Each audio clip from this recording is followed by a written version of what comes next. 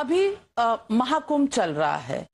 वहां पर जिस तरह हमने श्रद्धालुओं की डुबकी लेने की प्रक्रिया को देखा है, वहां लोग जा रहे हैं, वहां तो कोई जाति मायने नहीं रख रही। हर आदमी जाना चाह रहा है। लगभग 55 करोड़ 57 करोड़ लोग अब तक जा चुके हैं।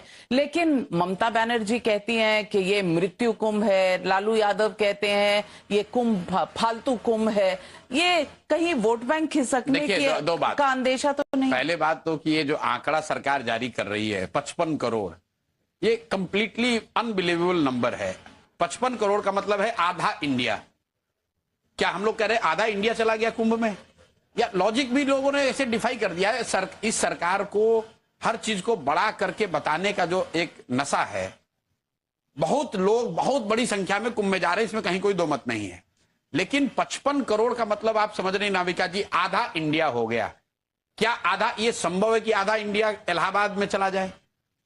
और अगर 55 करोड़ लोग जाएंगे वो व्यवस्था कभी हो सकती है? भाई पूरे बिहार में 13 करोड़ लोग रहते हैं, आप कह रहे हैं 55 करोड़ खाली इलाहाबाद में चले गए?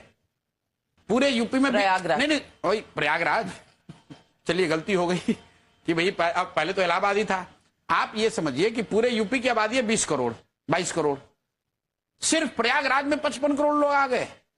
यार प्रशासन ने ऐसे इसको हर चीज को इवेंट बना देना है। भाई कुंभ आज से नहीं सदियों से होता आया है। जब भी कुंभ होता है ये हिंदुओं के आस्था का बड़ा पर्व है। लोग जाते हैं, बड़ी संख्या में जाते हैं, करोड़ों की संख्या में जाते हैं। अब वो 5 करोड़ गए या 10 करोड़ गए मुझे पता नहीं, और मुझे इतना मैं जरूर कह सकता हूं 55 करोड़ तो नंबर नहीं हो सकता है। ये फिजिकली और लिटरली संभव ही नहीं है। मतलब अगर आप पूरे क्षेत्रफल को देखिएगा और हर आदमी के खड़े होने की जगह से उसको डिवाइड कर दीजिएगा तो और इनटू नंबर ऑफ डेज, तो 55 करोड़ हो ही नहीं सकता है। तो ये तो आंकड़ा गलत है। दूसरा, वहां जो हादसे हुए उसको लेकर जरूर सवालिया निशान उठाए जाएंगे।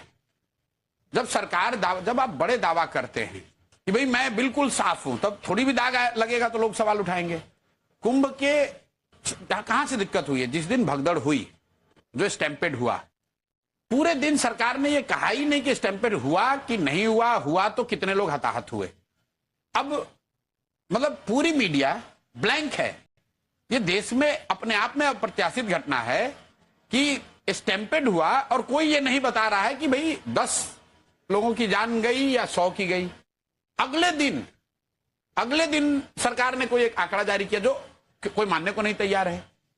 आप अगर ये बता दें कि भाई, और वहां के खुद शंकराचार्य कह रहे हैं, कोई ममता बनर्जी कह रही है ऐसी बात नहीं, शंकराचार्य वहां पे कह रहे हैं कि गलत हुआ या आंकड़ों की जानकारी नहीं है। मीडिया वाले भी बता रहे हैं, कुछ लोग अगले दिन आप लोग भी दिखा रहे थे, उस दिन मतलब दिखाए थे कि लोग हताहत हुए हैं। नंबर तो जो सरकार बताएगी वही आपको बताना है। क्यों नहीं? क्योंकि आप थोड़ी जाकर गिन सकते हैं। मीडिया एक जगह पे, देखिए मीडिया जाके गिन नहीं सकती है, लेकिन अगर ये कहीं अपोजिशन रूल स्टेट होता तो लोग दिखाते भाई इतना मिसमैनेज हो गया, आपने हिंदुओं के सेंटिमेंट का ध्यान नहीं दिया। चूंकि अब ये प्रो हिंदूवादी गवर्नमेंट है, अपने आप को क्लेम करती है, तो हिंदू के पर्व में वहां पर कोई हताहत हुआ ये हिम्मत तो कोई करेगा नहीं दिखाने की। बात जो है सच्चाई वो सब समझ रहा है।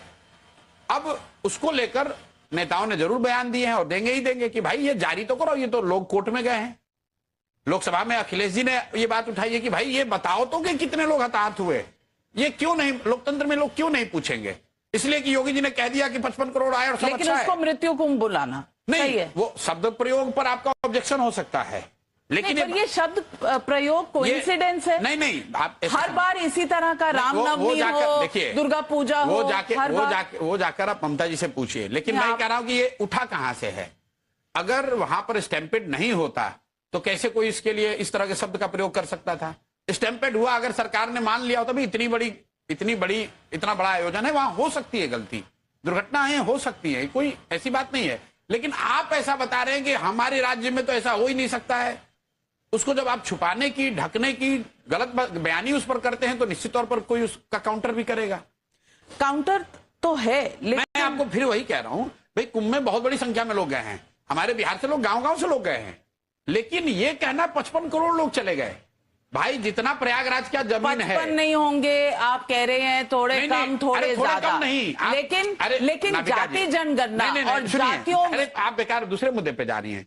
पूरे प्रयागराज का क्षेत्रफल जोड़ लीजिए, एक आदमी को खड़ा होने के लिए कितनी जगह चाहिए वो जोड़ लीजिए, और कितने दिन कुंभ चला है उसको मल्टीप्लाई कर लीजिए। सिंपल मैथ है भैया।